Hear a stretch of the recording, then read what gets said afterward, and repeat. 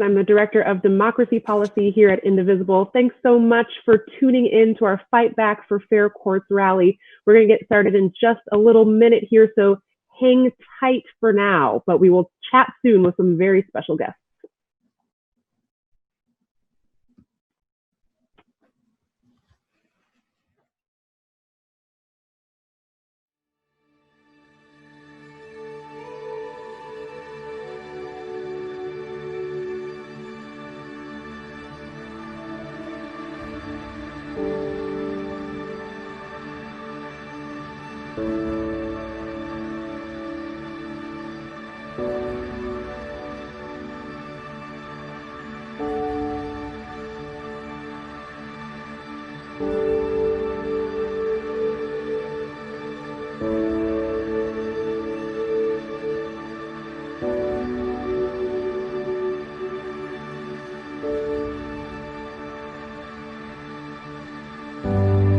Hey everybody, I'm Megan Hatcher-Mays. I'm the Director of Democracy Policy at Indivisible, and thank you so much for tuning into our Fight Back for Fair Courts rally, a rally for court reform that we're hosting with our friends at Take Back the Court and Demand Justice. You can get more information about court reform at faircourtsnow.org, so check it out. Now, under normal circumstances, when the Supreme Court drops big major cases, we gather and rally outside of the Supreme Court building itself here in Washington, D.C. That is not possible because of COVID-19, so we are rallying from the safety and comfort of our own homes. So thank you so much for tuning in. Facebook, YouTube, Twitter, if you haven't already, go ahead and share the live stream link with your network and friends. This is going to be a great, great event, and we're going to learn a lot. It's going to be fun and educational. It is indeed possible, and it's happening tonight. So before I introduce our first speaker, who I know is like the main reason you're tuning in, tonight, I want to talk a little bit about what's at stake. Now, Donald Trump and Republicans in the Senate have been working overtime to stack our courts with as many judges as possible, not just on the Supreme Court, not just Neil Gorsuch and Brett Kavanaugh, but on the lower courts as well. In fact, Trump just last week confirmed his 200th judge. Now, that's a lot of judges, especially when you remember that that federal judges serve for life. So long after Trump is gone, his judges will still be hanging around. Now, we've had a roller coaster of a Supreme Court term. That was pretty surprising in a lot of ways. Very few people, I think, were expecting some of these outcomes, and many of you may have been really surprised to see some narrow majorities finding in favor of LGBTQ people, the DACA program, and abortion providers and their patients. But don't be fooled. This is a deeply conservative court. We have a lot of work to do to make sure our courts work for everyone, instead of just dark money groups and corporate interests. So we can fight back, and fighting back starts tonight. And it starts with our very first speaker, a champion for democracy, a champion for our courts, the senator from the great state of Massachusetts, Elizabeth Warren. Senator Warren, please take it away. Thank you very much, Megan. I miss our rallying, but I'm so glad we're here. I want to say a very special thank you to Indivisible, to Demand Justice, to Take Back the Court for organizing this virtual rally. You know, reforming the federal judiciary is powerfully important, and it is encouraging to see so many people who are dedicated to fixing our courts. The need for court reform has never been more urgent than it is right now.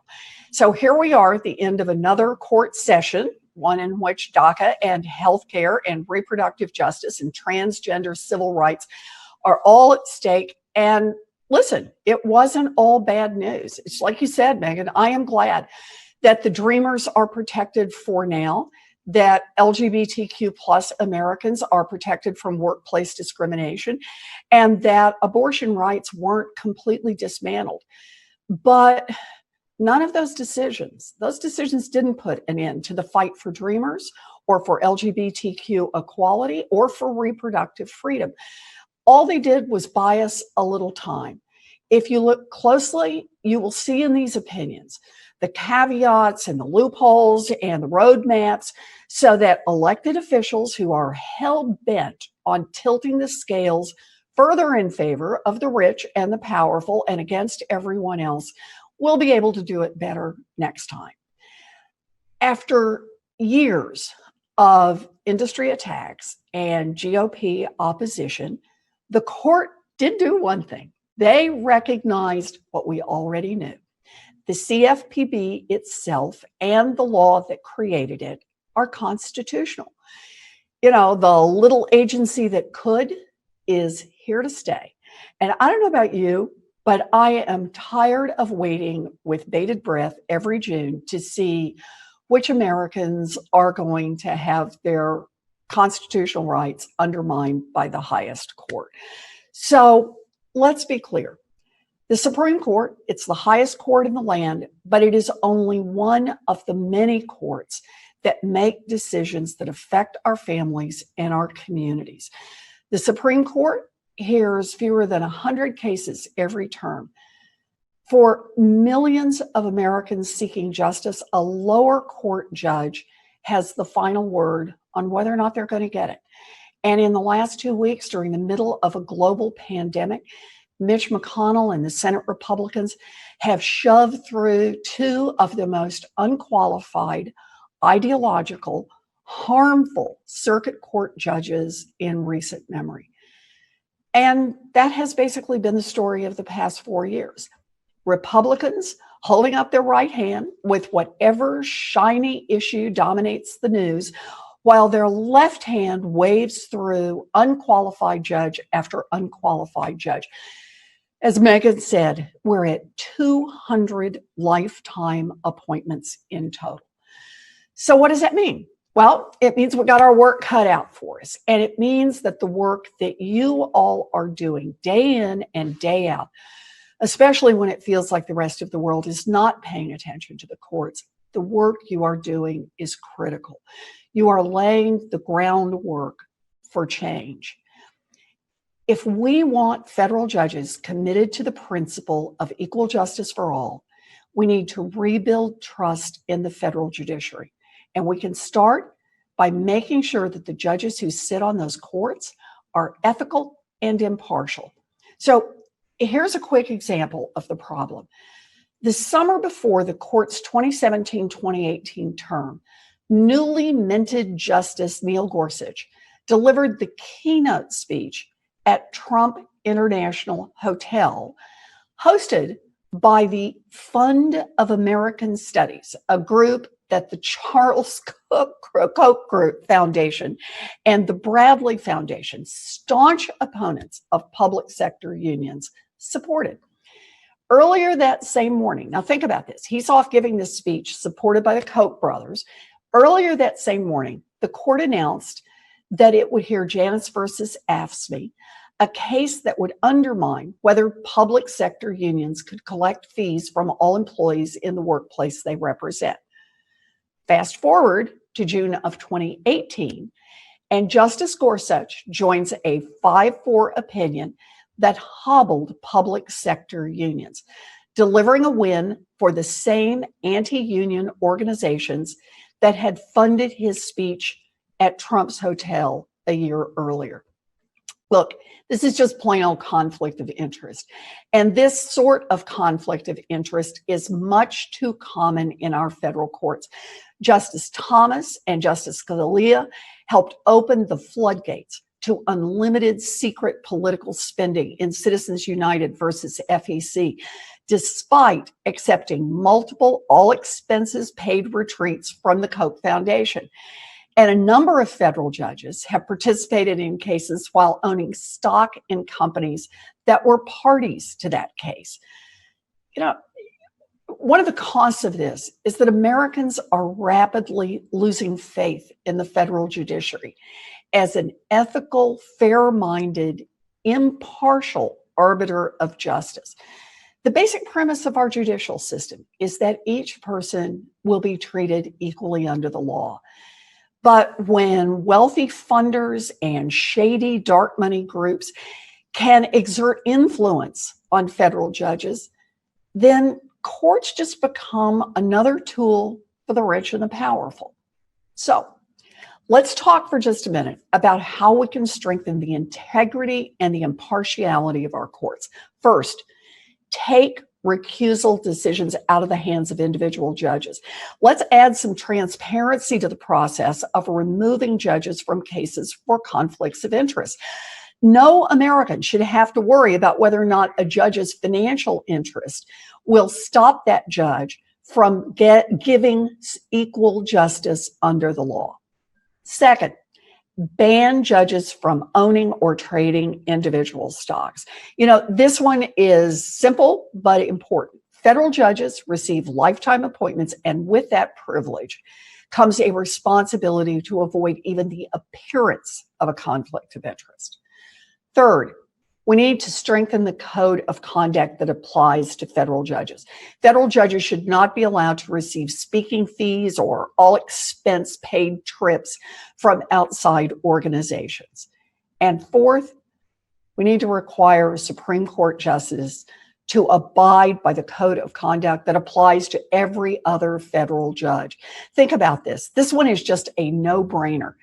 Federal judges are subject to a code of conduct, all of them except the Supreme Court justices. We need to extend that code of conduct by allowing individuals to file complaints against judges. And finally, let's bring some real teeth to enforcement of judicial misconduct. Right now, if a federal judge is being investigated for misconduct and that judge retires or resigns, or, yes, I'm looking at you, Brett Kavanaugh, is confirmed to the Supreme Court, those investigations end. Those investigations should continue even if the judge's status changes. And we need to give judicial ethics watchdogs serious disciplinary authority. That is how we begin to take back our judiciary as an impartial institution that is dedicated to equal justice under law. That's all good, but that doesn't solve the problem posed by 200 Trump-appointed judges. We can't talk about reforming the federal judiciary without talking about judicial appointments.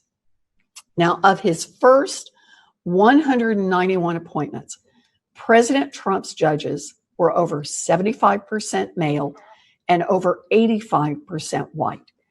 They came predominantly from corporate backgrounds with dozens of law firm partners given the opportunity to continue helping their clients from a cushy federal gig.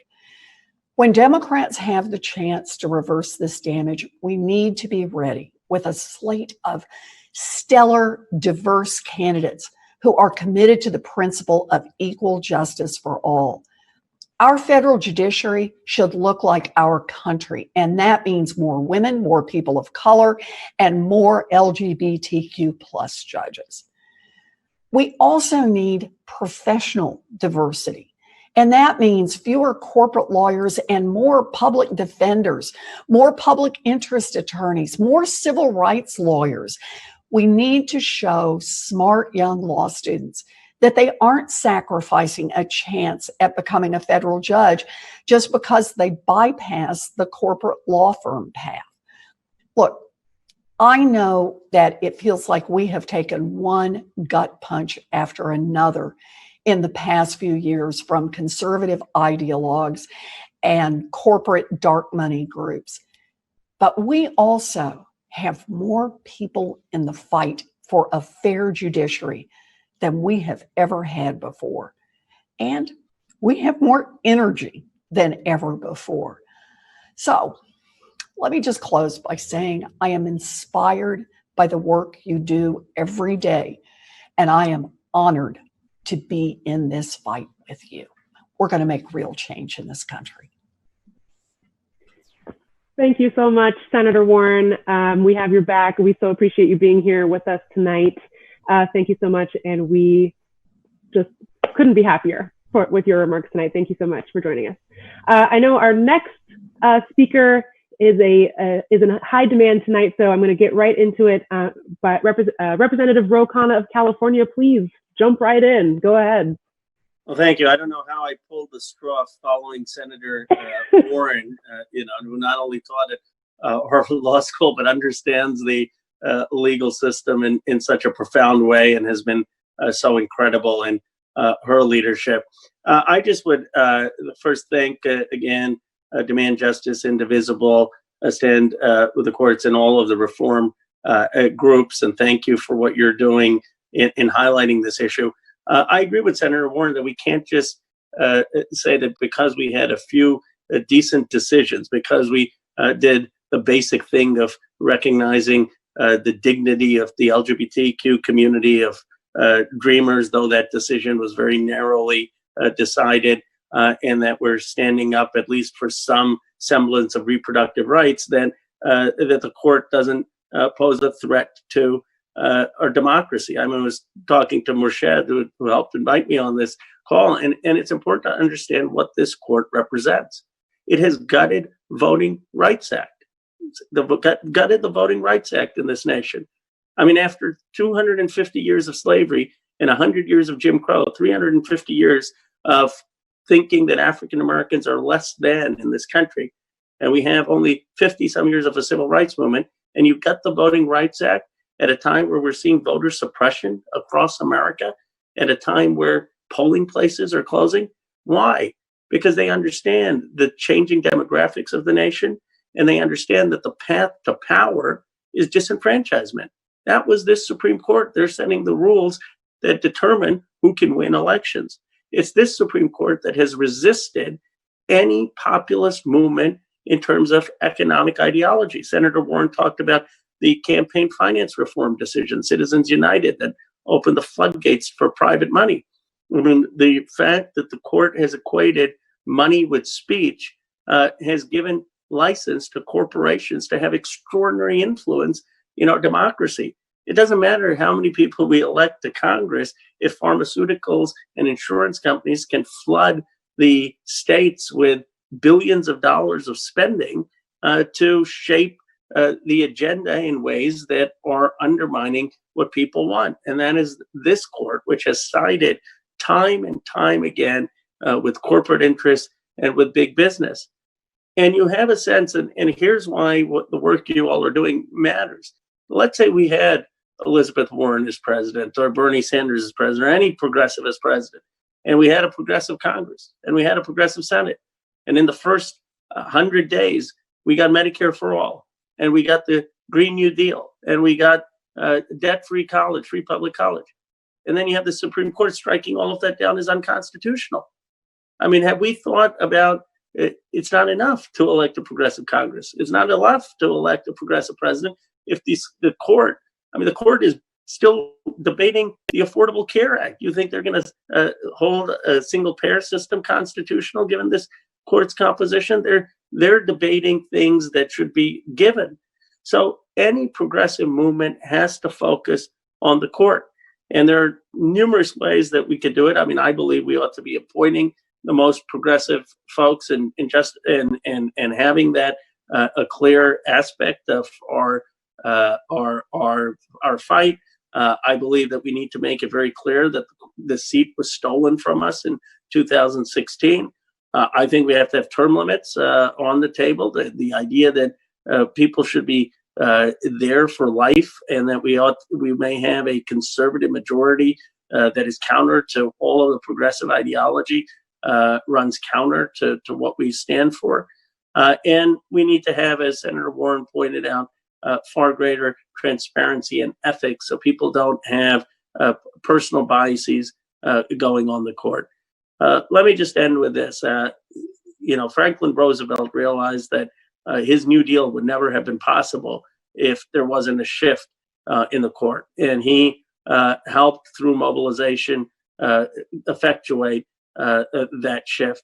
I believe we have to have a similar urgency. And Abraham Lincoln, of course, famously campaigned against the Dred Scott Court because he understood that the court it was an obstacle to progress. The reality is that the court, with a few notable exceptions in the civil rights movement, has been more of an impediment to progress in this country than a facilitator of progress. It's popular movements that have gotten social justice. And we need to have that kind of energy to make sure we overcome a court that will stifle social, economic, and racial justice. So thank you for what you're doing. Thank you for giving me some part in this movement. Representative Rokana of California, thank you so much for joining us at our Fight Back for Fair Courts rally. We're getting lots of excellent ideas for court reforms here tonight, all of which can be done through simple legislation, no constitutional amendment needed. So I'm very excited to introduce our next speaker. This is such a VIP lineup of court reformers. I'm so excited about this. From Minnesota, Representative Ilhan Omar, please take it away. Well, thank you all for having me. It's such an honor to be here with Senator Warren and Congressman Rokana. I will have to say, I think a virtual rally is not the same as a physical one. The energy gets a little drowned, especially after dinner. But I'm just really excited, and I just wanted to acknowledge, right, what we've been acknowledging tonight, that there have been some really good wins and things that we should be proud of that have happened because people have stood up and challenged the notions that these things should be upheld. And, you know, I mean, it's really great to see the critical decision of preserving DACA. You know, it's a really important one as we, you know, continue to legislate and push for policies that will give people pathway to citizenship and residency. It's important to also protect and preserve the rights that we already have acknowledged for them. It's been, you know, really wonderful to see the protection of the LGBTQ workers from discrimination, and lastly, the reversing of the Louisiana abortion law. You know, yesterday I was super excited to see that there was an affirmation that abortion is constitutionally mandated, right? And the infringement of that right is something that we have to aggressively fight as reproductive rights are under threat across the country. But as it's been acknowledged by, you know, Senator Warren and Representative Rokana, that this is not enough, right? We have seen time and time again people like Chief Justice Roberts and the right-wing justices have consistently put the needs of millionaires and corporations over the needs of everyday Americans, including women and people of color. We have watched as the Supreme Court has chipped away the rights of working people by undermining workers' ability to organize and unionize, allowing dark money, as the senator emphasized, to influence our elections, and the disenfranchisement of millions of Black voters in a racist decision striking down the Voting Rights Act. The current court's extreme majority doesn't reflect the will of the people, and the two newest justices were chosen by Donald Trump, which I believe is an illegitimate, corrupt, and impeached president who did lose the popular vote. And it's really important to acknowledge that and realize that the confirmation of these judges were not only fought by the people, but you know, the legitimacy of them being even allowed to have been appointed is something that we should continue to question. And let's not forget, in 2016, we had a vacancy in the courts, and we watched as the seat was literally stolen from, the opportunity that President Barack Obama would have had by the Republican-controlled Senate. The repercussions of the court's right-wing majority have contributed to gerrymandering to entrench their suppression of our democracy. 15 of the 19 court justices were nominated by Republicans, despite the fact that Republicans have lost the popular vote in 6 of the last 7 presidential elections. I mean, just think about that, right? The people who are continue to choose don't have the complete will of the people, the majority of the people in this country. And 4 of the 5 conservatives currently on the courts were appointed by Republicans who took office despite losing the popular vote. On top of that, our work in Congress has been severely impacted by the makeup of Congress and the influence of money in politics. And it's allowed for the severe debilitation of our ability to make real reforms. Right now, across the country, streets demanding justice and looking to transform our systems that have been, racist and oppressive for far too long. And the Supreme Court has many a times influenced and guided some of the oppressions that we are currently seeing.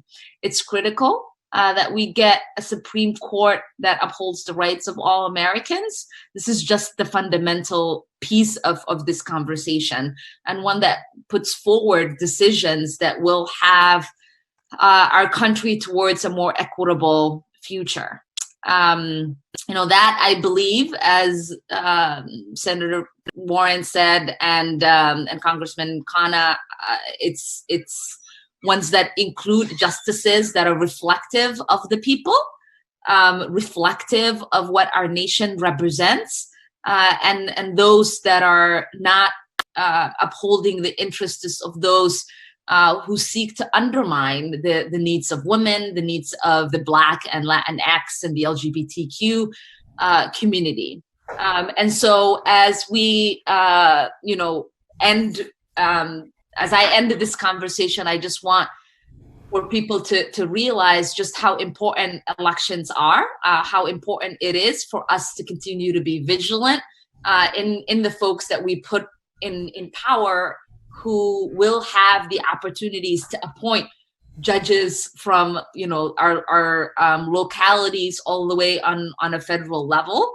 The issues that we are fighting in the courts are issues that we also fight legislatively. And the fight with the courts really isn't just about the particular issues that we have been discussing, but it is really a fight for our democracy. And it's a fight for a nation where everyone gets to be treated equally and the rule of law is upheld.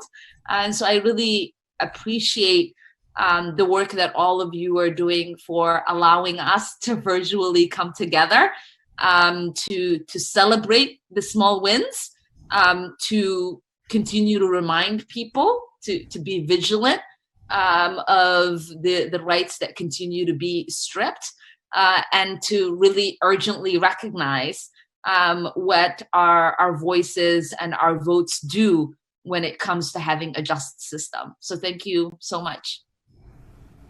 Thank you, Representative Omar, for your remarks. Thank you for joining us tonight, and thank you for your leadership in Congress. I am just having a great time at this rally. Representative Omar is correct. Usually we have these things, like I said at the top, we have these things out in front of the Supreme Court. There's lots of great signs, and we're chanting, and the chants rhyme, and it's a lot of fun. So wherever you're watching this, Facebook, YouTube, Twitter, just leave a comment for like what your sign would have said today. Or just here at home. Yeah. All right. Thank you. So up next is one of our partners on this of this illustrious event, Take Back the Court. Aaron Belkin, the director of Take Back the Court, is going to introduce our next speaker and talk a little bit about some of the work Take Back the Court has done to take back the court. Right there in the name. So Aaron Belkin, take it away. You have a great background tonight, by the way. Thank you so much. Love the background. My colleagues prepared it, and I'm so honored to work with you and with Demand Justice. And I'm a queer man, and I have benefited greatly by the court's LGBTQ rights decisions during my adult lifetime. But I'm very mindful that most other Americans have not. And even though we've had a good week where the court did the right thing, this court has spent most of the past generation assaulting women and people of color and immigrants and workers. And that assault continues. And I don't think it's much of a stretch to say that all of the speakers are here tonight at this event because we believe that democracy is under assault, and that unless we take the court back, Roberts and Kavanaugh are going to continue to sabotage democracy as they promote the interests of billionaires and corporations at the expense of everyday Americans. I started Take Back the Court 2 years ago because I got scared when the court was stolen. And I'm a political science professor, and I know that democracies can't work when courts are stolen. And I also knew that there is really only one strategy, just one strategy, that will rebalance the court after its 2016 theft. And that strategy is court expansion, or adding seats to the Supreme Court. When I started Take Back the Court 2 years ago, 0 organizations endorsed court expansion. But now, fast forwarding to today, 17 organizations working on climate and immigration and healthcare and gun safety endorse court expansion because they know that unless the court is expanded, we're not going to make any progress on the issues we care about. It is such an honor to introduce the next speaker, who is a hero of mine and also serves as a board member at Take Back the Court. So I'd like to introduce, with no further ado, W. Kamau Bell, CNN host of United Shades of America. Hello. Am I on screen? Hi. I unmuted myself. I've stopped the video. I've started the video. Hey, everybody. My name is W. Kamau Bell. Thank you, Aaron, for bringing me on and into this. I just like a comedian, so I'm always thinking about things. I just feel like I need to show people this. Somebody today in Texas had a sign that says "Bar Lives Matter." So that's where we're at, everybody. That's where we're at as a country. Bar Lives Matter. Okay. Thank you for having me today. It's weird for me, a comedian, to be here and talking to you. I was just a black kid who wanted to be a comedian because of Eddie Murphy on Saturday Night Live, and yet I found in my life as a comedian that I get pulled into places I never expected. So this is one of those places where I feel like if my voice is, I'm here. And my mom actually loves it when I do these things, so I do it for her too. Old school radical black lady, the best kind of black ladies. When Aaron asked me to join the advisory board of Take Back the Courts, expanding the Supreme Court seemed like a big, impossible idea, but that was way back in October of 2018. Remember that simpler time 100 years ago of October 2018? That was before other impossible ideas became real, like the impeachment of President Trump, before the song Old Town Road became a worldwide hit. Of course, before COVID-19 became a global pandemic that has been mismanaged into an epic failure by the same impeached president. Before the murder of George Floyd kicked off a new generation of the civil rights movement. I mean, think about this. Not long ago, the idea that the mainstream media would be discussing ideas like defunding and abolishing the police, that would have seemed impossible. Well, here we are, living the impossible. Congratulations, everybody. Think about this. The city council of Minneapolis voted to dismantle their police department. Across the country, cities are cutting money from police departments' budgets instead of adding to them. Major corporations are getting in trouble for not supporting the movement my friend Alicia Garza started, Black Lives Matter. Statues of slave owners and overseers are being pulled down across the country.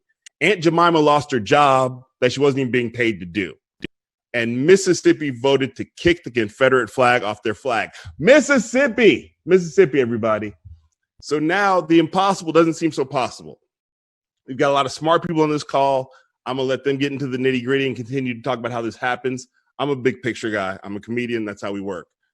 And as we all know, the big picture of America doesn't work for most Americans. It works best for white men of extreme privilege and wealth. And that describes most of the current court.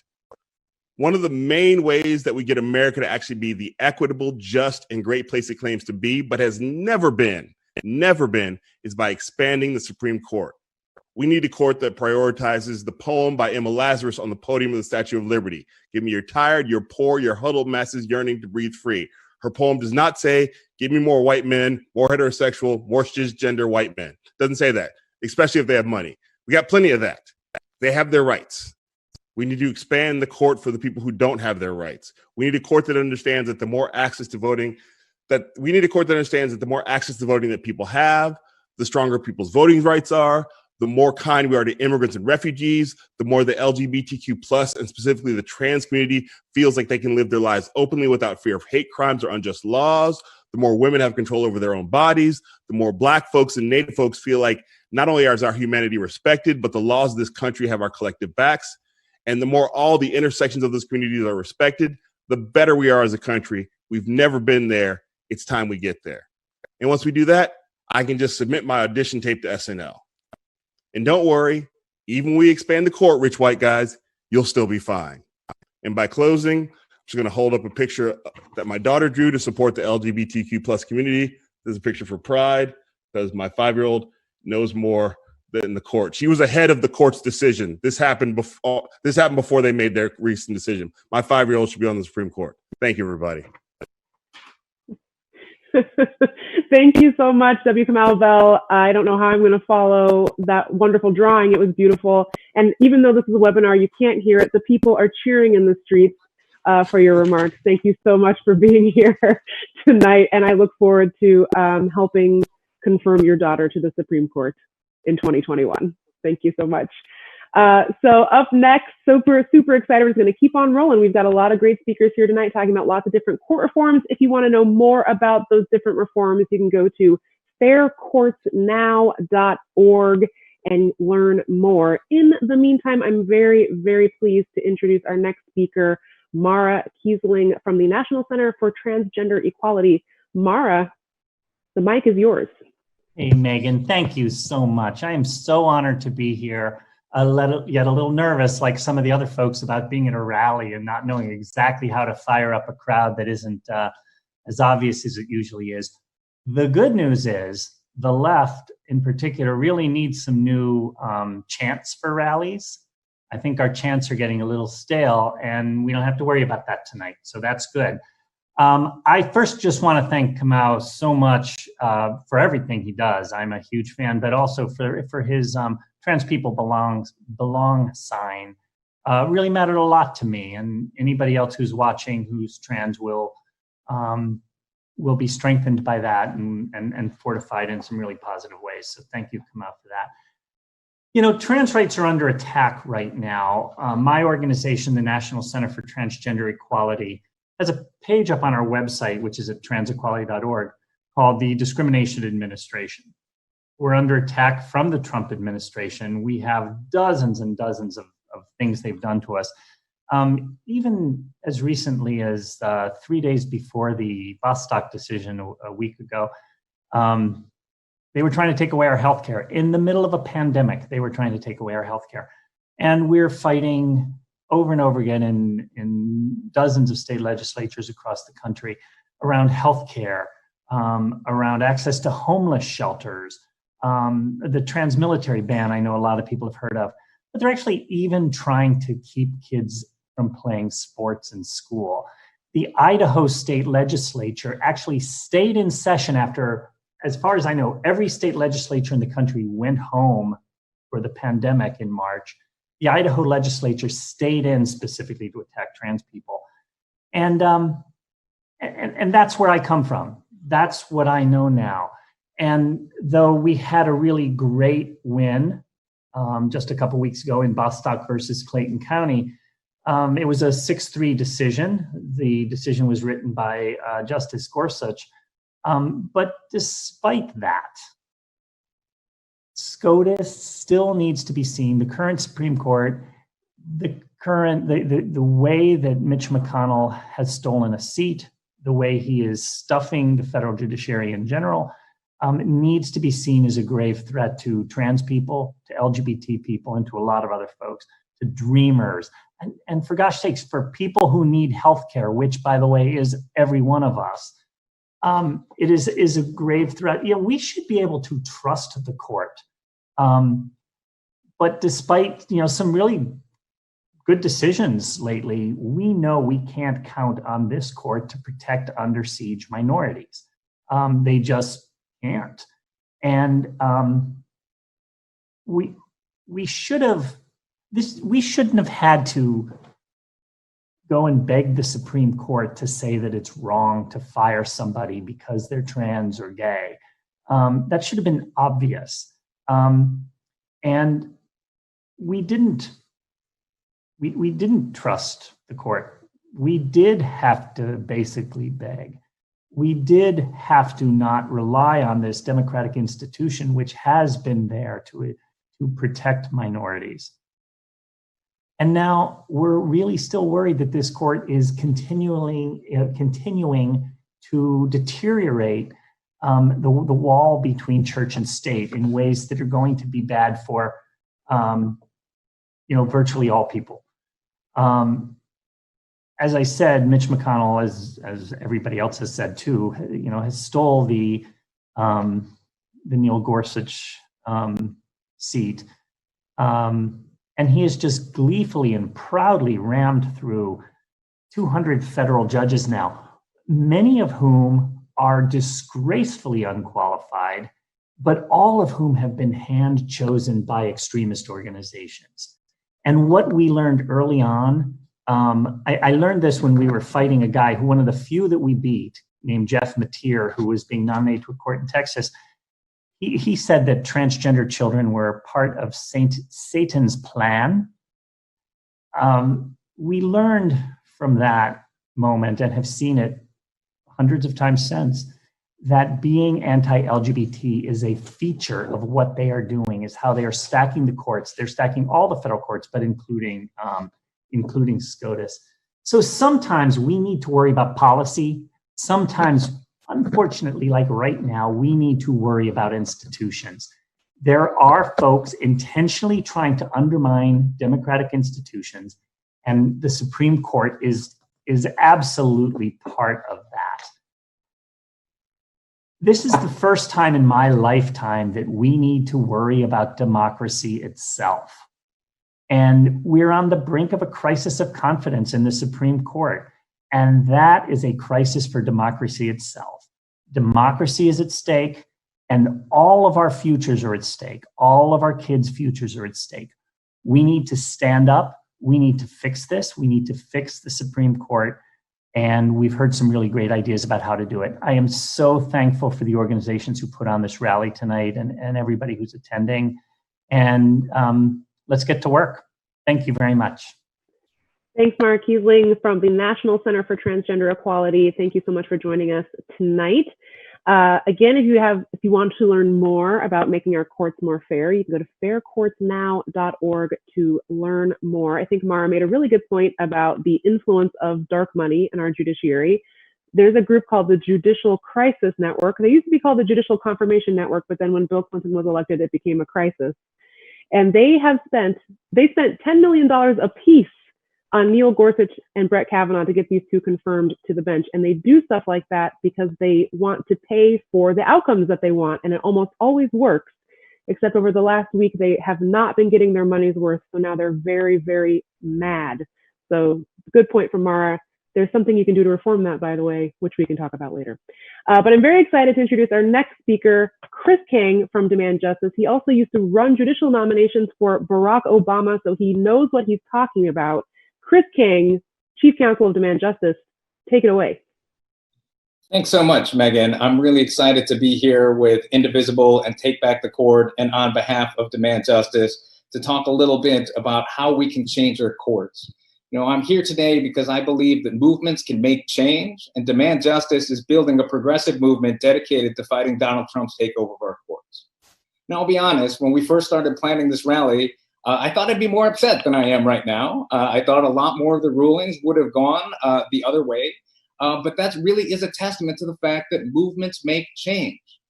The LGBTQ movement helped push that decision to allow the federal government to say that you cannot be discriminated against, you cannot be fired just because of who you are or who you love. It was movements that pushed this court to not allow Donald Trump to dismantle the DACA program and to allow dreamers to stay here for just a little bit longer. It was movements that forced even John Roberts to come to his senses and just uphold this same Supreme Court precedent that just 4 years ago said that these trap laws have no benefit to women and are only meant to be a burden. Movements did that.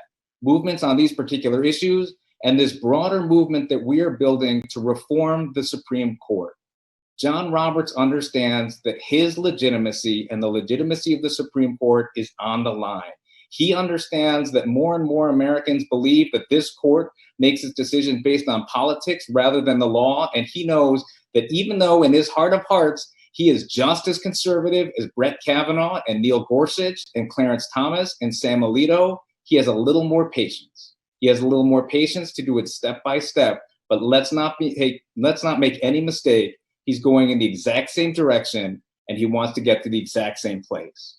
Now, we had some huge wins over the last few days and the last few weeks, but I also just want to take a moment to note that there were a lot of things that the Supreme Court did in just the last 2 weeks that were not good. The Supreme Court ruled that federal executions can restart for the first time in 17 years. The Supreme Court ruled that Donald Trump can proceed with building his racist border wall, even though it doesn't meet environmental requirements. The Supreme Court ruled that foreign organizations that receive money to fight HIV and AIDS overseas have to have a policy opposing prostitution, even though we know that that's bad public health policy and it's an attack on free speech that will jeopardize the global HIV/AIDS response. This Supreme Court on voting rights stopped Texas from offering mail-in ballots to all of its voters during this pandemic. Texas currently only allows voters over the age of 65 to mail in their ballots. Now, why would Republicans only allow voters over the age of 65 to mail in their ballots without an excuse? Democrats fought. They won at the lower court to have this provision apply to all voters as it should, and the Supreme Court said no, take a little more time to consider it. On the issue of qualified immunity, which I think so many more of us know and understand is a Supreme Court created doctrine that allows police officers to escape accountability even when they shoot and kill other people, innocent people, the Supreme Court refused to reconsider its decision and right this wrong. And then we saw the Supreme Court strike down the Consumer Financial Protection Bureau's independent leadership and say it's unconstitutional. And then just today, we saw the Supreme Court rule that in a ruling that undermines public school education and fundamentally redefines religious liberty. All of these decisions happened in just the last 2 weeks, but you don't see them. You don't hear about them because John Roberts doesn't want you to. He wants you to focus on the wins that we've had, and they have been big, but they're not enough to stop us from fighting to fundamentally reshape and reform this Supreme Court that constantly undermines our democracy. How do we do it?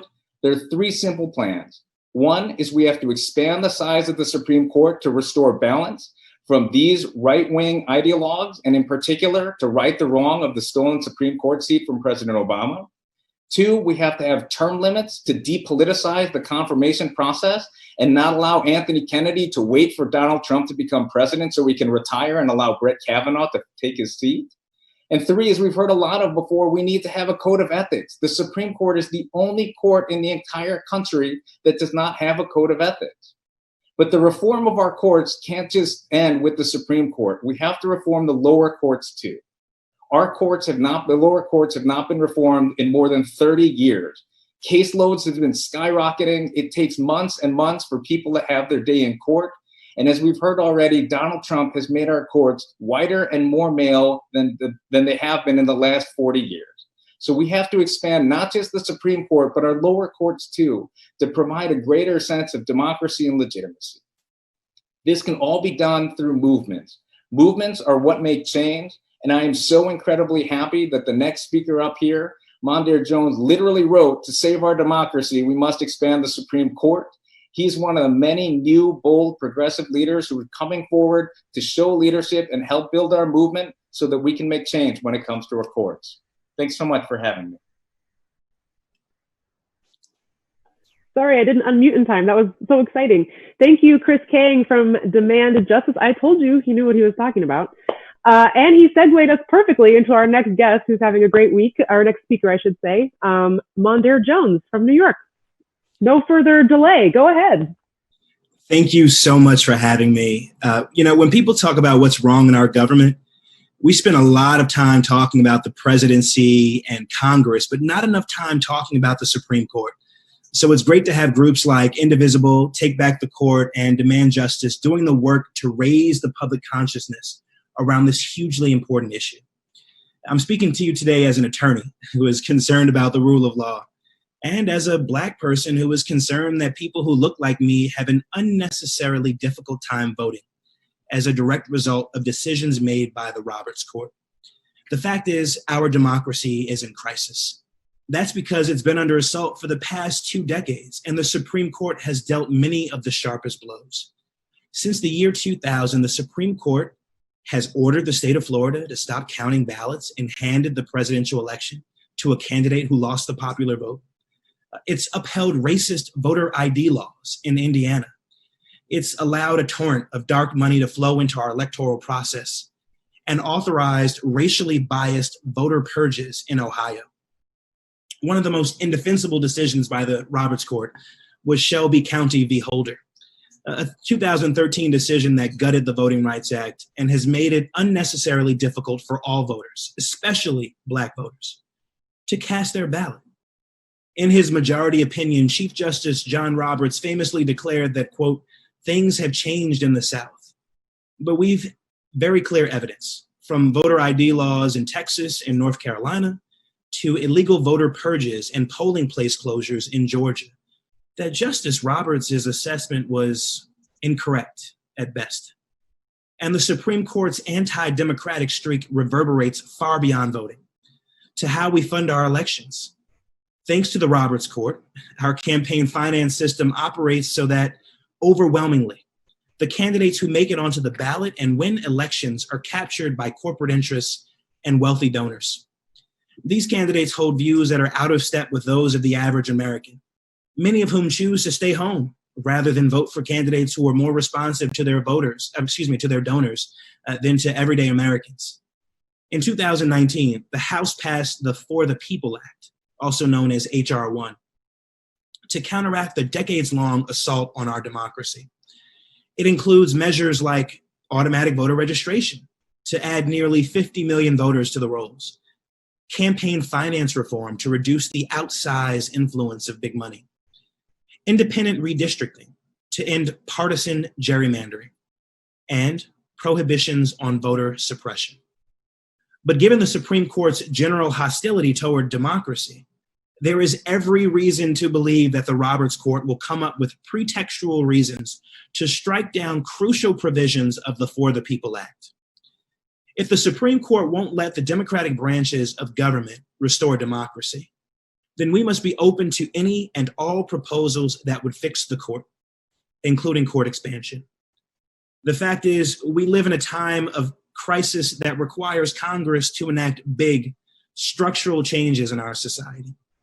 Aside from the coronavirus pandemic, we have 10 years left to prevent irreversible climate catastrophe, according to that UN IPCC report. We've also got income inequality that is the highest it has been in a century. A woman's right to choose is constantly being undermined. Yesterday's Supreme Court decision notwithstanding, the conservative majority on this Supreme Court could overturn Roe v. Wade. More than 2.3 million Americans are incarcerated, while 12 million undocumented people in this country live without legal protection. And of course, at least 33,000 people in the United States die each year from gun violence. Our ability to respond to these crises depends on enfranchising and mobilizing the approximately 50 million eligible voters who either cannot or as of now will not participate in our democracy. And we cannot let the Roberts Court stand in our way. Thank you. And I'm looking forward to fighting alongside you. Mondaire Jones, attorney from New York. Thank you so much for being with us tonight, and thank you for your leadership. If you are just joining us, by the way, this is the Fight Back for Fair Courts rally hosted by me, Megan Hatcher-Mays, the Director of Democracy Policy at Indivisible, with our partners at Take Back the Court and Demand Justice. We've been talking a lot about the problems facing our federal courts and some of the solutions, many of which can be done through simple legislation and do not require a constitutional amendment. So this has been a wonderful rally that we've all been participating in from the comfort of our homes. And I'm very excited to introduce our next speaker, someone who I know very well because we work together, Ezra Levin, co-executive director of Indivisible. Ezra, it's all yours. Thank you, Megan. It is so great to be here at this rally, and so unfair that you made me follow future Congressman Mondaire Jones. I will never forgive anybody for that, but I'm going to do my best anyway. We are so excited to have him joining Congress next year. I just want to talk about two things, and some of these we've already covered, so I'm going to try to go quick so we can get to some of the smart folks. One, the courts have been packed. We know that. And two, the question then is, what are we going to do about it? So just the courts being packed, and the fact that we know this, 15 of the last 19 Supreme Court justices were appointed by conservatives. 15 of the last 19. Now, under Trump, the conservatives in the Senate, they have kicked this court packing just into hyperdrive. In the last 3.5 years, as we've heard, Trump has appointed more than 200 justices. A federal bench, 200 of them.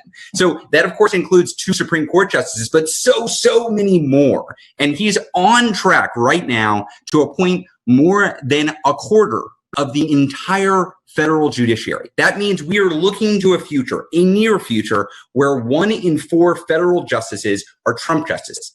They're overwhelmingly, as we heard earlier, they're white, they're male, and they're very young. And this is a legacy that is going to live long beyond the Trump administration. These are federal judges that serve for life right now.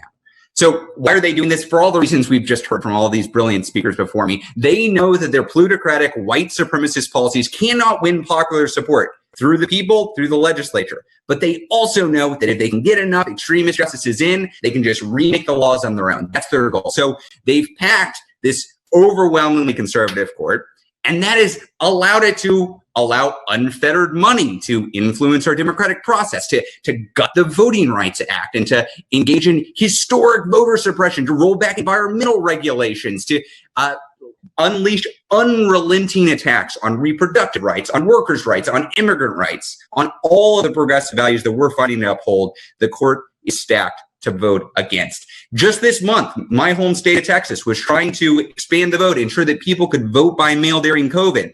Supreme Court said no, because they don't want people to vote. So we've heard from everybody. Courts have been packed. We know why they're doing it. So where do we go from here? So one problem is that the courts have been packed, right? The other problem is directly related to that. In packing the courts, the conservatives have undermined the legitimacy of the court as an independent institution. Don't trust me. This is in Trump's own words. He is now saying that there are Republican justices and there are Democratic justices. And his goal has always been to make as many Republican justices as possible. But look, we know that the court can't survive as a Republican or Democratic political institution. It's supposed to be above the fray. That's the point. But the courts have been packed, and now they're facing this legitimacy crisis as well. So yes, the situation is bleak, I know. But as Megan said, there is good news, and we've heard some of it already, which is there are several reforms that can be implemented, not just through constitutional amendment, but through simple acts of legislation, where a pro-democracy House, a pro-democracy Senate, and a pro-democracy President could pass into law. This isn't some future far-off utopian vision of the world. This could happen soon. This could happen very soon. I want to touch on 3 reforms, and we've heard them already, but I'll just go over, because these are things that we could do that would have a significant impact on the legitimacy of the court, significant impact on undoing the damage to the packing of the court by extremist ideological conservatives has done. First, you can do term limits. You can do term limits for Supreme Court justices, and thanks to Brian Fallon at Demand Justice for opening my eyes to this, that this is possible without a constitutional amendment. Trump is appointing judges to the federal bench who are in their mid-30s right now, right? They could be Trump judges for 50, 60 years, maybe more. Who knows? The founders never intended this. When the Supreme Court was created, people were dying earlier. They weren't serving on the bench for 50, 60, 70 years. That would have been absurd.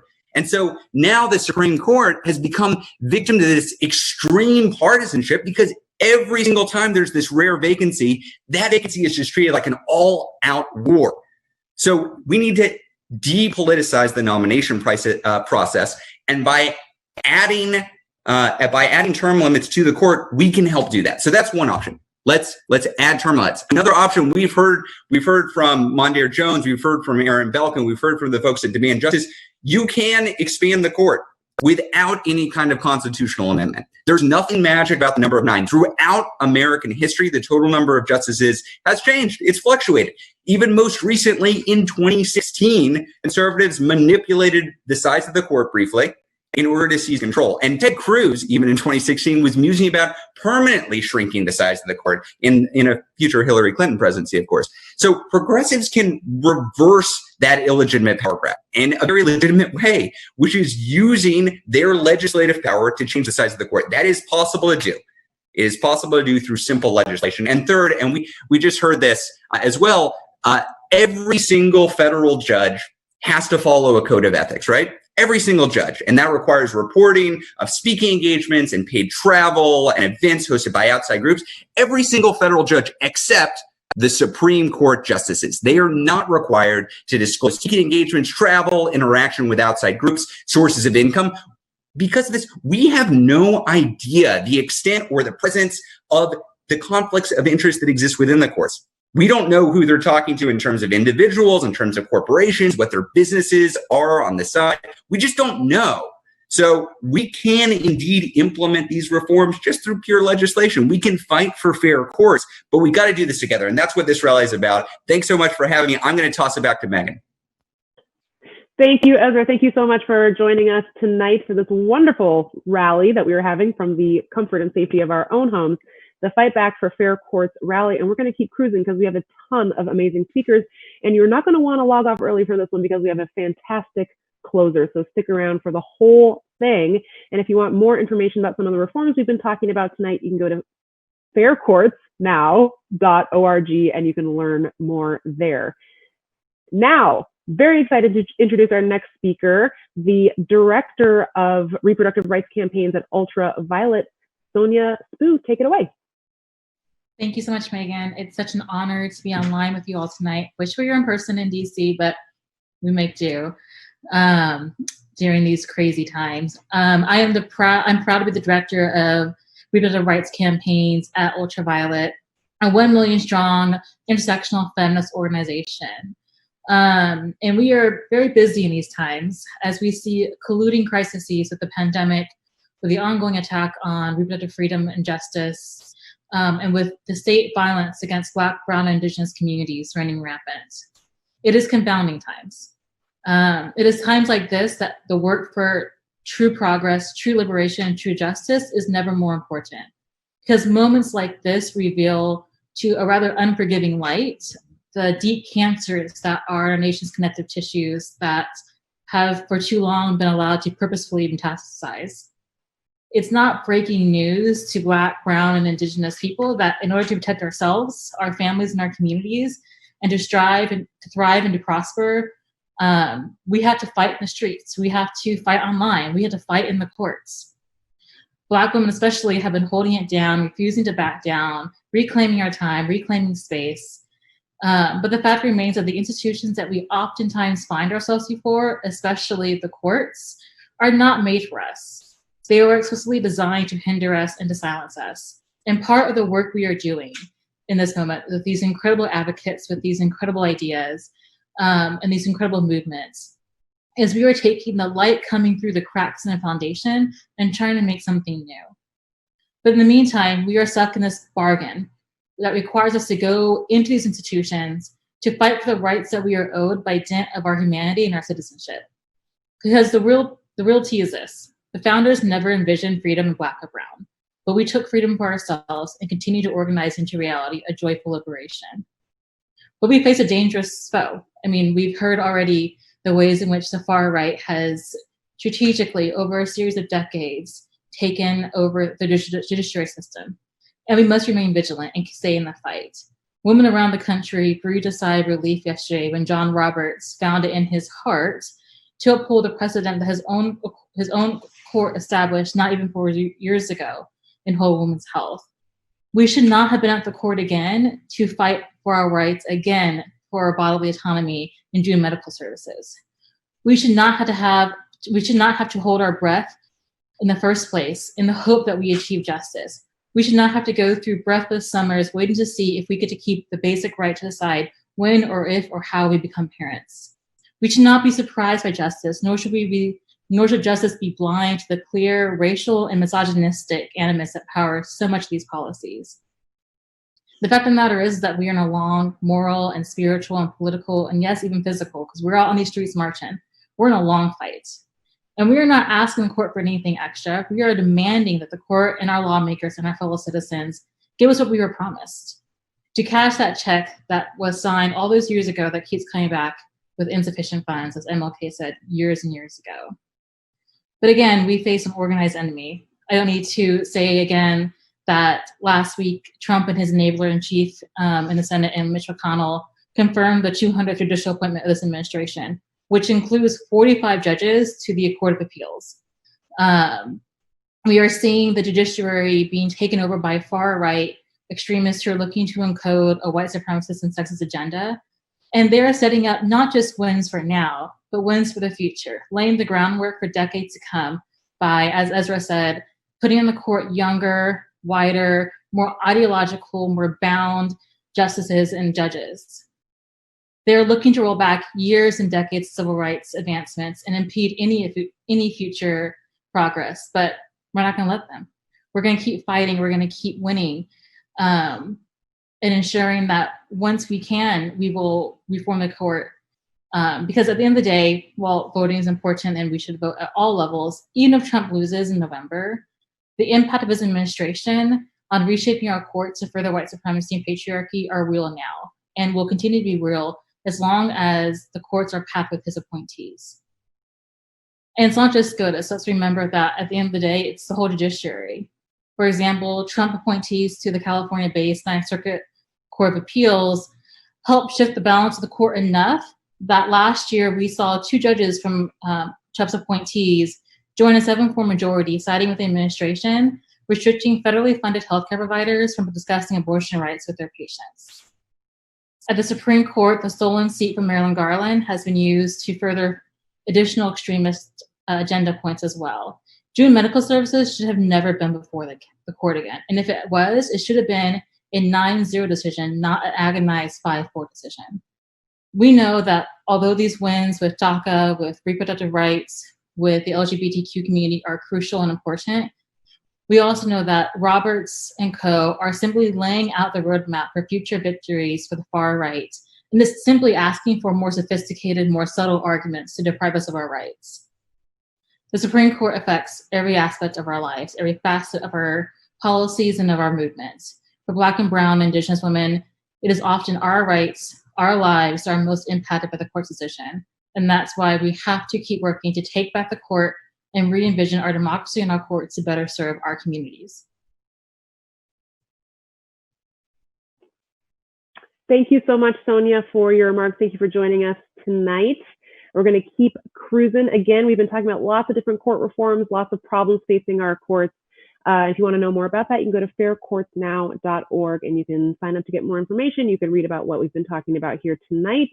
I'm so excited for the next speaker. He's got a fantastic background. My favorite current Supreme Court justice making an appearance, Matt Nelson from presente.org. Take it away. Thank you so much, everybody. And I did bring my bullhorn and mask in case we got to take it to the streets, because you just never know. We could be out in the streets anytime, any place, any day. Power to the people. And, so inspired by this movement happening right now. And I want to say, thank you so much for putting this together. This is awesome. My name is Matt Nelson from presente.org. We're the largest digital Latinx power building organization at the intersection of media justice and culture. and really excited to be here, and proud of the power building that our more than 500,000 members around the country and in Puerto Rico and in Central America and in Mexico are doing every day to make sure that we have the power. The sign you mentioned is one of Presente's first campaigns when we formed in 2009, was to try to make sure that we had some judges that truly represented the interests of the people on the Supreme Court. And so this issue is really tied to our legacy as an organization and our commitment to building power and defending both civil rights as well as human rights. And just to start there is, I was born in Medellin, Colombia. I grew up in Minneapolis, so I'm a proud Minneolumbian. And I currently live in Oakland, California, Ohlone Land. And in Oakland, right now, there is this incredible street art that if you go, you'll see it's about a half-mile long, and it says, "All Black, trans, queer, non-binary, women, disabled, imprisoned, lives matter." And what that is a statement of affirmative human rights, which is not what our current Constitution has, or is what these Supreme Court justices are charged to uphold. We have a negative rights Constitution. It says that, we're not going to pass laws that infringe on, name your favorite aspect of the Constitution, but it doesn't say you have an affirmative right to dignity, to housing, to food, to clean air, to a right to your own body and autonomy, self-determination. So what I want people to do in this spirit of social movements led by young Black people around the country is to put in the chat or in the live stream, what human rights do you care about? What human rights are you fighting for? For your grandparents or for your children? What type of affirmative rights do you believe need to be in the Constitution and in the charge of these justices? Because we have to go, this is where our society needs to go. We can't be stuck in this constant situation that other speakers mentioned, that even when we win, we still can't relax. Even when the court does something right, and this has been a reactionary court since it began, with few exceptions. And the few exceptions are in the civil rights period, which Representative kind of mentioned. And so moving to human rights is where the power of the social movements come in. And where I'm really excited for what we see everywhere now is that the social movements, and when the court wasn't so reactionary, was when social movements contested for federal power and scaled up the activity. So right now we see schools saying no cops in schools. We see local communities defunding police, which is awesome. And that needs to scale up so that we can test for federal and national power. And because there we can shape, okay, who's on the Supreme Court? How many members should it be? And then what should their charge be? Because in order to shape the court, it's going to take the social movements. I want to just say one thing about a courageous lifelong friend of mine named Deborah Jenkins, who really introduced me to this, to having the Supreme Court have meaning beyond sort of like maybe what you'd learn in your textbook, alongside all the other like terrible people whose statues need to come down around the country. Deborah Jenkins' son was killed by police in 2002. He was executed by law enforcement. It was a terrible, terrible situation. And this was in Milwaukee, Wisconsin. And Deborah Jenkins said she would go all the way, appeal all the way to the Supreme Court to get justice for her son, and committed to doing that for the better part of 6 years of her life. And I'll never forget that Deborah Jenkins was like, we're seeking justice based on the 14th Amendment. And it's the 14th Amendment that's supposed to protect people from being killed by police. But just like, there's a fundamental flaw in the 13th Amendment, thank you, Ava DuVernay, for that film. We need to now make a 14th film, is that there's a fundamental flaw in the 14th Amendment.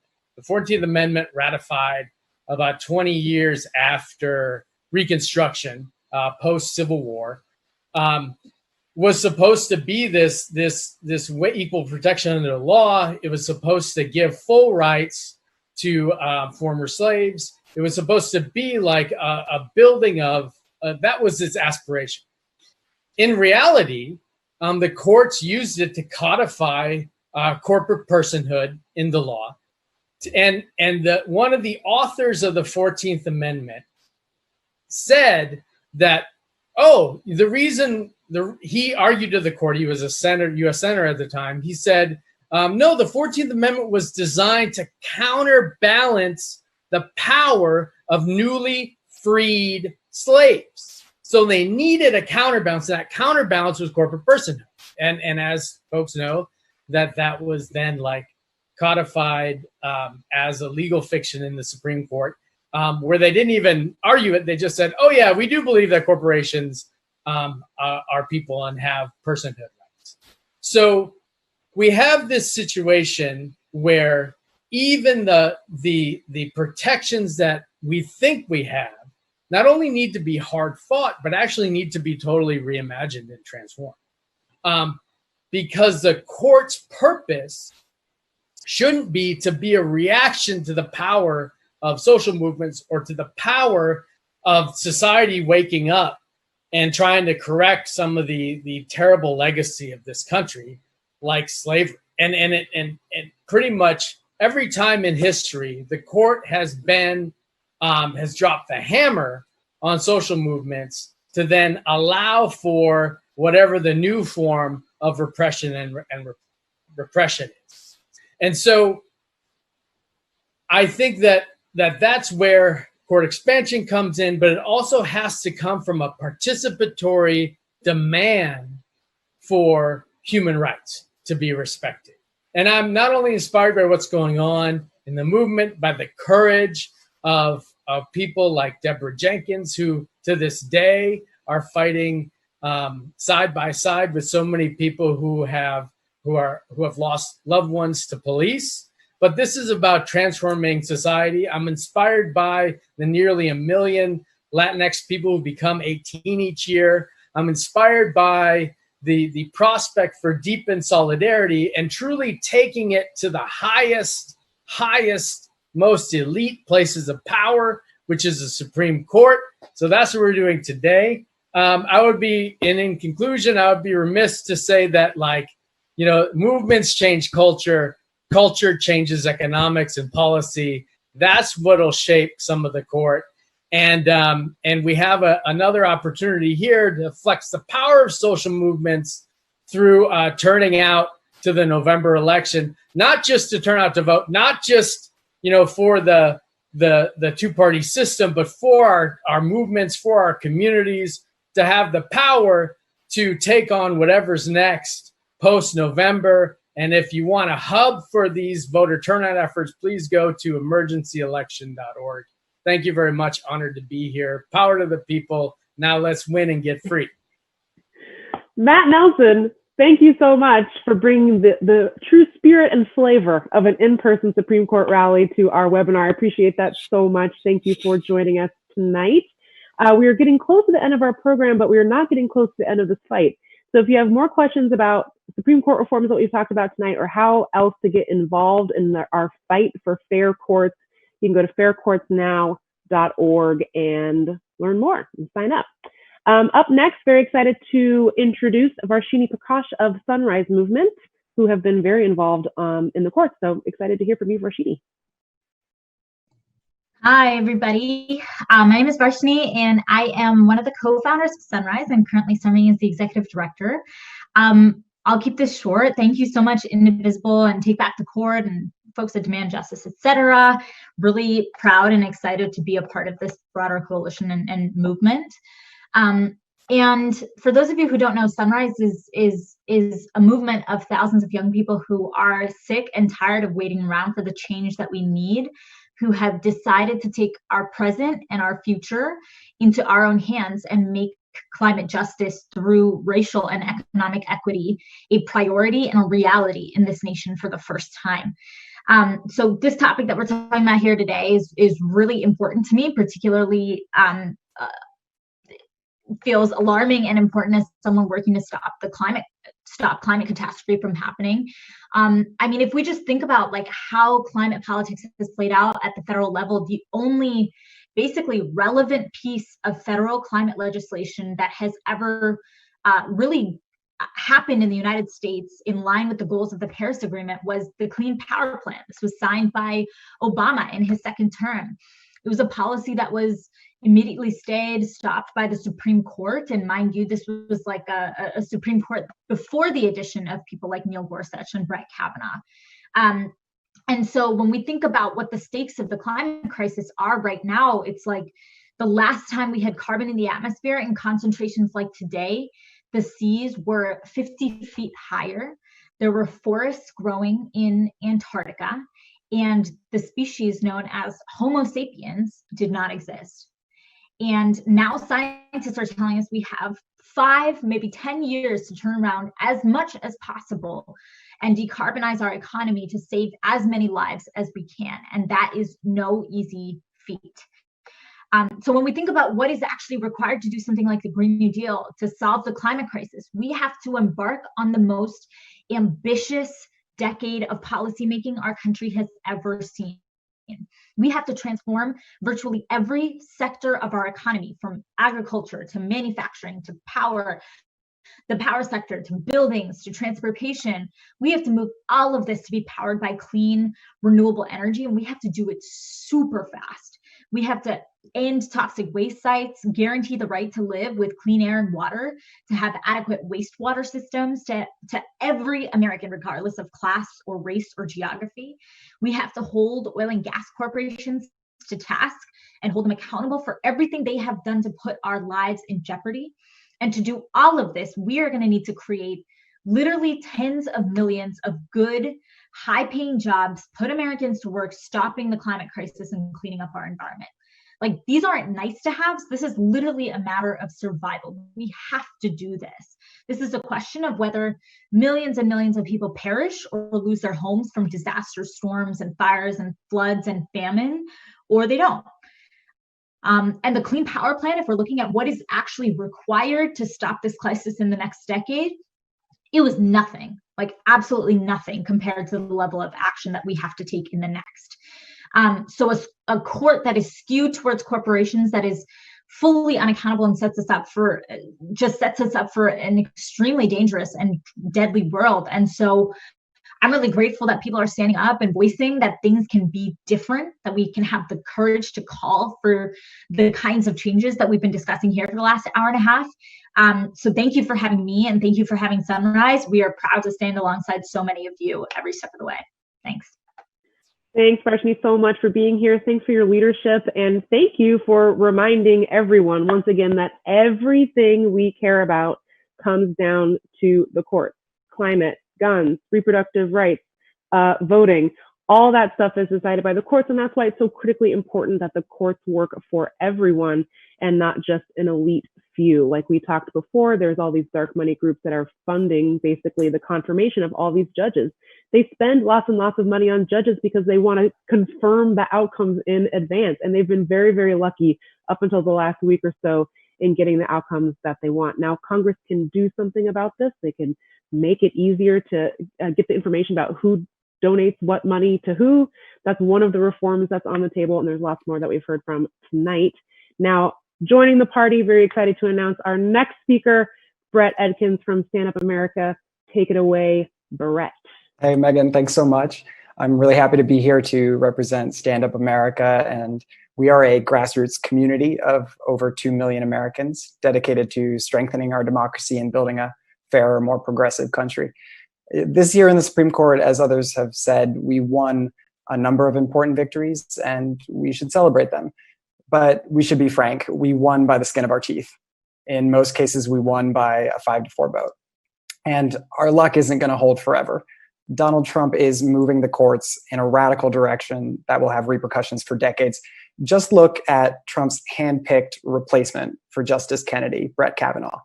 In case after case this year, Kavanaugh voted against progress. He voted against gay rights and trans rights, against abortion rights, against immigrants' rights and dreamers, and against independent agencies like the Consumer Finance Protection Bureau. He has voted consistently to empower Trump and his agenda. And we're still waiting on opinions on whether Congress can subpoena the executive and whether Donald Trump can be held accountable if he commits a crime. Trump wants our courts to decide cases just like Brett Kavanaugh does. He even wants our courts to look like Brett Kavanaugh. He's appointed the least diverse group of judges since George H.W. Bush. Only 12% of Trump's nominees are non-white in a country that's almost half non-white. Basically, he's appointing straight, cis white men, some in their 30s, to lifetime appointments, not because they represent America or have enough life experience to judge other people, but because they have the right agenda, a conservative political agenda cooked up and refined by the Federalist Society, Mitch McConnell, and far-right activists. And despite the eked out victories this year, this is still the same conservative majority that wants to chip away at Roe v. Wade. They still want to allow unlimited dark money to dominate our elections. They were the ones who opened the door to that in Citizens United. John Roberts still believes that a corporation is a person. He still believes, as he said in Shelby County, that the Voting Rights Act is no longer needed because voter suppression and racism aren't serious problems anymore. That's what's at stake in our courts. Progress, fairness, and common sense hangs on a 5-4 vote. Let me just add, as others have been talking about, that it's time for a real serious discussion in this country on how to reform the courts, including the Supreme Court. We need to add judgeships, as we did for decades, but haven't in the last 20 years, to not only clear the backlog of cases, but allow the next president to rebalance the courts. We need to debate and discuss term limits, an ethics standard for the Supreme Court, and even adding seats to the Supreme Court to offset the seats stolen from Merrick Garland by Mitch McConnell and the Republican Senate. So I'm very happy to be with all of you in this discussion, and I expect that we'll be working very closely together in the years ahead on this issue. Thanks so much, Megan. Thanks, Brett. Thanks for joining us tonight. And again, we were talking about lots of great reforms. Brett, thanks for reminding us that compared to Donald Trump, George H.W. Bush looks like a real champion for diversity on the federal bench. So it's not saying much, but thank you for that reminder. We've talked about a ton of reforms, and all of the reforms we talked about tonight can be done through simple legislation. You don't need a constitutional amendment. That includes adding seats. There is no magic around the number 9. You can change the number of seats. So there's lots of things to consider when we're considering how to reform not just the Supreme Court, but the lower courts as well. And if you want more information about that, please go to faircourtsnow.org. Thank you. Okay, now last but certainly not least, closing out the rally tonight, former Barack Obama advisor and current co-host of Pod Save America, Dan Pfeiffer. Let him know about court reform. Well, thank you. Thank you for having me. I will say being at a rally via Zoom is a little awkward, so I'm just going to imagine in my head rapturous applause as I speak. So I have there have been so many impressive, important people representing so many important groups in this conversation tonight. So I will try to be brief and let everyone get on with their night. But I have cared about the courts for a long time. I was fortunate enough to work for Barack Obama when he was able to appoint Justices Sotomayor and Kagan to the court. I even was able to have the privilege of working on the confirmation team that helped ensure that Justice Sotomayor was confirmed. Although I wasn't in the White House, I was still involved in helping when Mitch McConnell made the outrageous decision to steal the Supreme Court seat the American people wanted Barack Obama to fill. And I think like a lot of people when that moment happened, I had the false confidence that Hillary Clinton would win. Spoiler alert, she did not. And therefore, it seemed in the moment like a temporary breach of decorum for which McConnell and Senate Republicans were likely to pay a political price in the fall. But that did not happen. And then, to make matters worse, Justice Kennedy resigned and was replaced by Brett Kavanaugh, a man who is temperamentally and morally unfit to be on the court. And now we stare down the barrel of a situation where, despite, as many people mentioned tonight, a lot of very good rulings happened this week. But as my friend and former colleague Chris Kang pointed out, Justice Roberts is not a moderate. He's just a more patient conservative. And so while I think it is completely appropriate to celebrate the rulings we got this week, they should give us no comfort for what is to come. And I imagine that were we not in an election year, Justice Roberts may have taken a different opinion on some of these issues. And so we must be vigilant. Because as it stands today, the Supreme Court is the greatest obstacle to progressive policies in America. It is the greatest obstacle to improving our democracy. They are the ones who made it, this Supreme Court under Justice Roberts in Shelby County made it possible for Republicans to make it harder for people to vote, and particularly people of color to vote. And we have to understand that this is exactly what Mitch McConnell wants, which is to use the Supreme Court as the final defense to allow a shrinking conservative, mostly white minority to govern a progressive, diverse, growing majority in this country.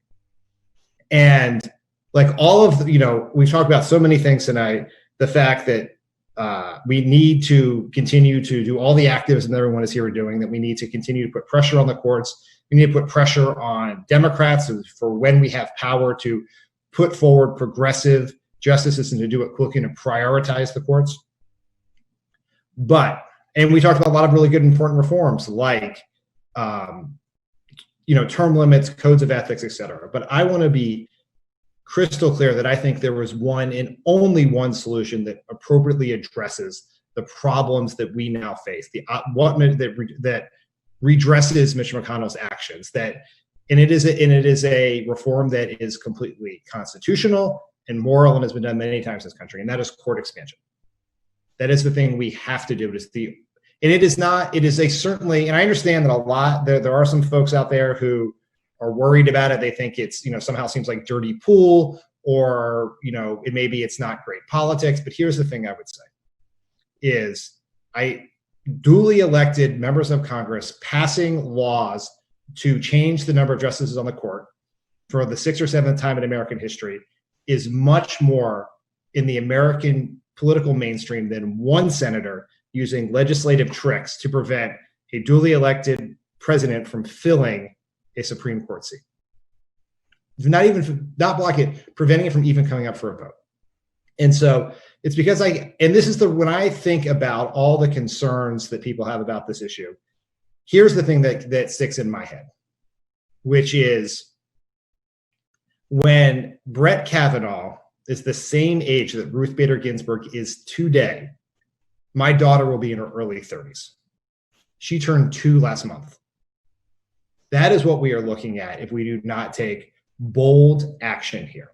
And that is because I care so passionately about this issue that I have spent the last several months working with Aaron and Take Back the Court, a group that I think is doing incredible work to push for court expansion.